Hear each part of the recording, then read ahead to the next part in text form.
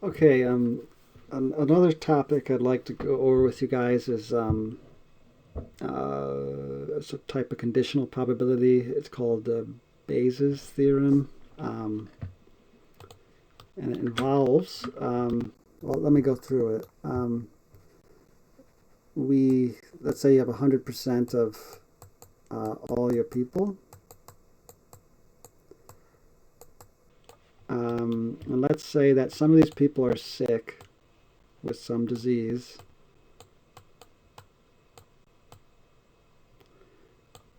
Let's go. And some of these people are healthy.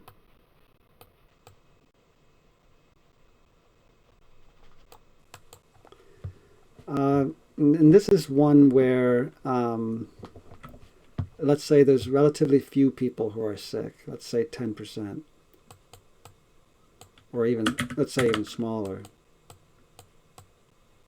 If not very many people are sick, and instead 95% of the people are healthy. This is where an important lesson can be learned.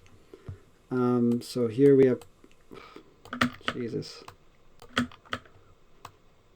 0.05 as your percentage of the whole that are sick, and 0.95 is the percentage of the whole who are healthy. You can do this in any case, but when the sick population is much smaller, this doesn't have to be sick. This could be pregnant. Like this is just having to do with some sort of test that sometimes gives false positives and sometimes gives false negatives. And it's the curious thing is that when you have a difference in the number of people who should be showing up positive, like the very small number of people, then, well, it just seems kind of counterintuitive. When you'll see. Okay, there's a test. There's a test to see if you're sick or not. Let's say that it is mostly pretty accurate. Let's say it's 98% accurate. It's very accurate. Make a dot. Jeez. So 98% of these people will test positive. They will, I'll just write POS. They will test positive, and 2% of the people will be a false negative. They are sick, but they didn't show up as sick on the test.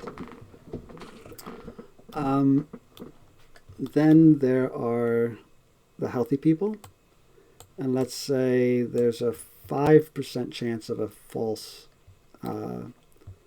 positive. So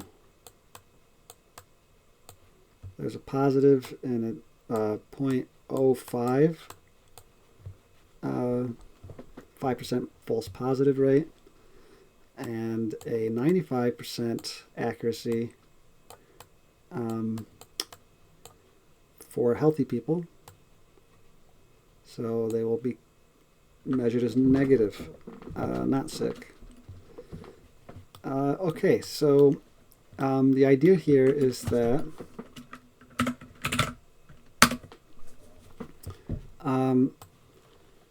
you have 5% of the population are sick. 98% of those test positive. So if I take 0.05 times 0.98, I get 0.049.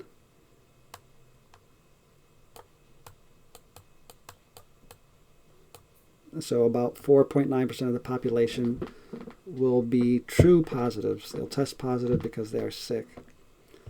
Whereas 0.05 times 0.02, I will have 0.1% testing negative when they should have been testing positive.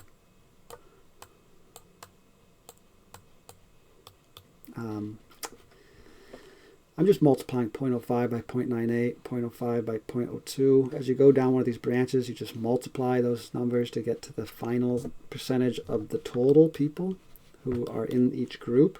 They should all add up to 100%, or 1 if you're not writing them as percentages. I wrote them as percentages here and here, and I guess I'm writing them as decimals here and here. I'll do the same for the next group. So 0.95 times 0.0. I don't know what just happened. 0.95 times 0.05. So the false positives are 0.0475% of the, so a little under 5% again. And then the true negatives is about 90% of the people, 0.9025.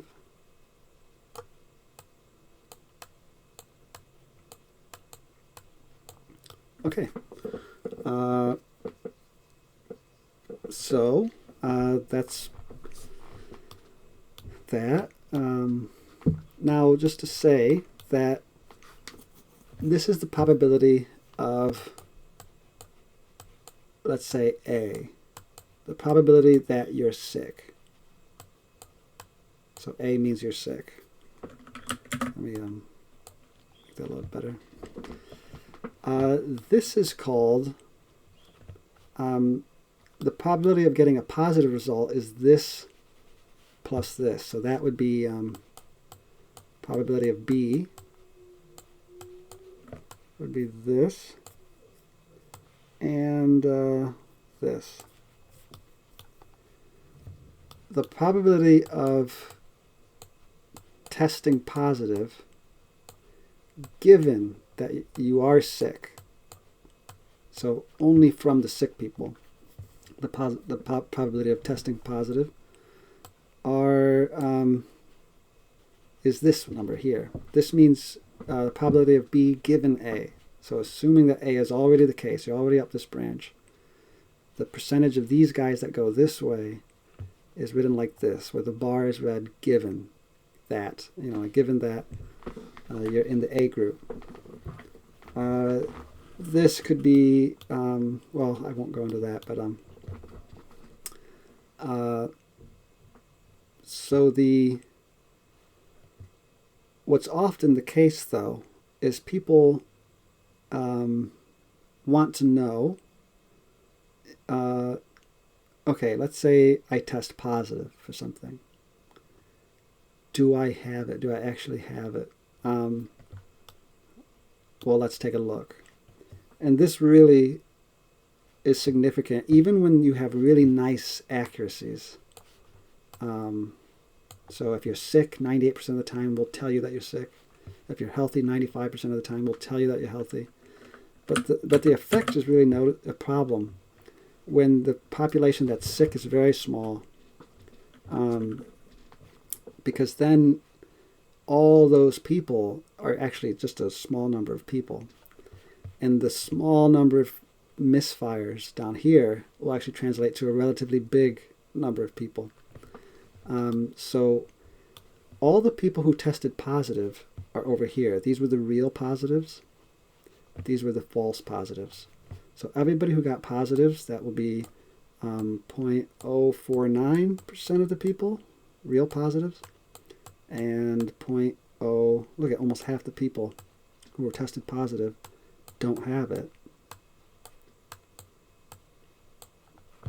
So the probability that you are sick, that you're one of the real positives, out of all the people who are positive, whether they're sick or not, the probability that you are sick, given that you tested positive, is this. It's the real positives over all the positives. And so if I crunch that, first 0.049 plus 0.0475, that's 0.0965. So if I do 0.049 divided by 0.0965, There's about a approximately 51% chance that if I test positive, that I actually am sick, given these numbers.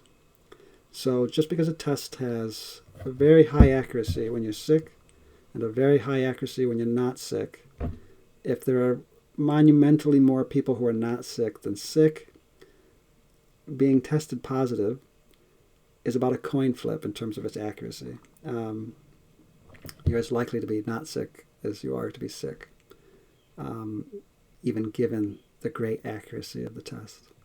So that's something to be aware of. That's something that they talk about with cancers, like breast cancer, anything. There's a certain circumstance that if I mention will probably get me taken down, but it could be anything. It could be pregnancy. So that just stresses that in situations like that especially, you'll want a second opinion. Anyway, I hope that makes some sense. Whenever you do these conditional probability things, especially where if you go down one branch, you have different breakdowns of numbers than if you go down the other branch.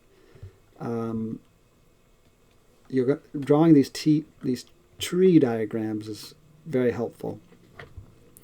The formula for Bayes' theorem is that the probability of let me double check actually. Where is my web browser? Bayes' theorem. Boom.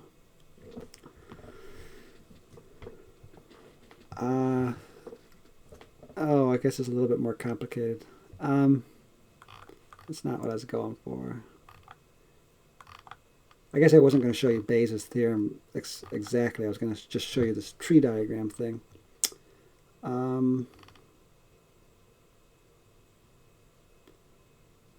Yeah, okay. Well, here it is. I don't